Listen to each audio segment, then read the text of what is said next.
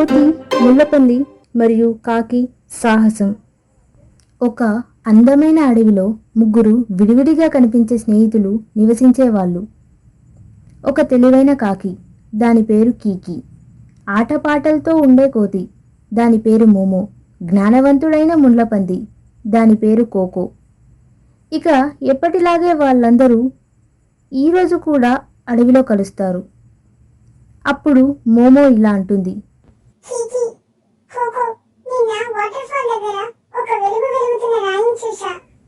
దానికి కీకి ఆశ్చర్యంగా ఇలా అంటుంది. వెలిగే రాయా? అదేంటి ఆసక్తికరంగా ఉంది? అప్పుడు కోకో నిదానంగా ఇలా అంటుంది. వెలుగులు ఏమైనా మాయ కావచ్చు, మనం తొందరపడకూడదు. అప్పుడు మోమో నవ్వుతూ ఇలా అంటుంది. ఓ కీకీ, నీ ఆత్మవిశ్వాసం ఎక్కడా? అని మోమో అనడంతో ఇక ఎలాగైనా ఆ మెరిసే రాయి దగ్గరకు వెళ్ళాలి అనుకుంటారు. అలా ఆ ముగ్గురు అడవిలో నడుస్తారు. కీకి పైనుంచి గమనిస్తుంది. మోమో ముందుగా దూకుతూ పోతాడు. కోకో మెల్లగా నడుస్తాడు. అప్పుడు కీకి ఇలా అంటుంది. జాగ్రత్తగా ఉండు, ఈ అడవి మార్గాలు గందరగోళంగా ఉంటాయి. అప్పుడు మోమో తికమకగా ఇలా అంటాడు. నీకు ఎప్పుడు జాగ్రత్తే కదా కీకీ, కాస్త రిలాక్స్ అవ్వు. అప్పుడు కోకో ఇలా అంటుంది. నిదానంగా వెళ్తే ఎక్కువగా కనిపిస్తుంది. అలా వెళ్తుండగా మోమో ఒక దాచిన తీగని తాకి గోతిలో పడిపోతుంది. మోమో వేదనలో ఇలా అంటుంది. ఓ, బహుశా కోకో మాట విని ఉండాలి. అప్పుడు కీకి పరిగెత్తుతూ ఇలా అంటుంది. వెళ్ళి సహాయం తీసుకురానా? అప్పుడు కోకో ఇలా అంటుంది. అవసరం లేదు, నేనేం చేస్తానో చూడండి. కోకో తన ముళ్ళతో గోడపై అడుగుల్లాంటి మద్దతు చేస్తాడు. అప్పుడు కీకి ఆశ్చర్యంగా ఇలా అంటుంది.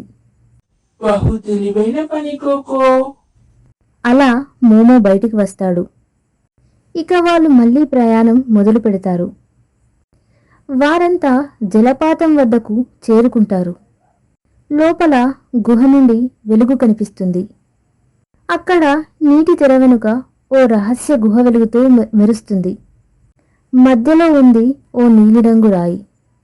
అప్పుడు మోమో కళ్ళు పెద్దవిగా చేసి ఇలా అంటుంది. వావ్, చాలా అందంగా ఉంది. అప్పుడు కోకో ఇలా అంటుంది. కానీ ప్రకృతి సిద్ధంగా లేదు. ఆ ఫీలింగ్ ఉందా? రాయిపైన మోమో చేయి వేస్తాడు. నేల కంపిస్తుంది. అప్పుడు కీకి ఆందోళనతో ఇలా అంటుంది. ఇక గృహలో కొండచర్యలు పడడం మొదలవుతుంది. కీకి మోమోను పైకి లాగుతుంది.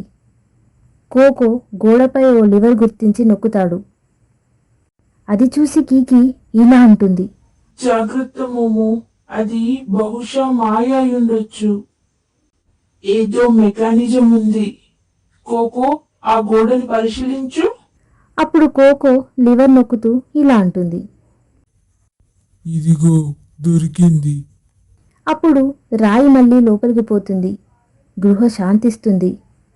మోమో ఊపిరి తీసుకొని ఇలా అంటుంది. ఓహ్, నేను ఎక్కువ తొందరపడ్డాను. అప్పుడు కోకో ఇలా అంటుంది. ఆసక్తి మంచిదే, కానీ జాగ్రత్తతో ఉండాలి. అప్పుడు కీకి ఇలా అంటుంది. మనం కలిసి ఉంటే ఏదైనా చేయగలం. ఇక వాళ్ళు మళ్ళీ అడవిలోకి వెళ్ళి చెట్టు కింద కూర్చొని పండ్లు పంచుకుంటారు. అప్పుడు మోమో, ప్రతి ఒక్కరికి ప్రత్యేకత అవసరం.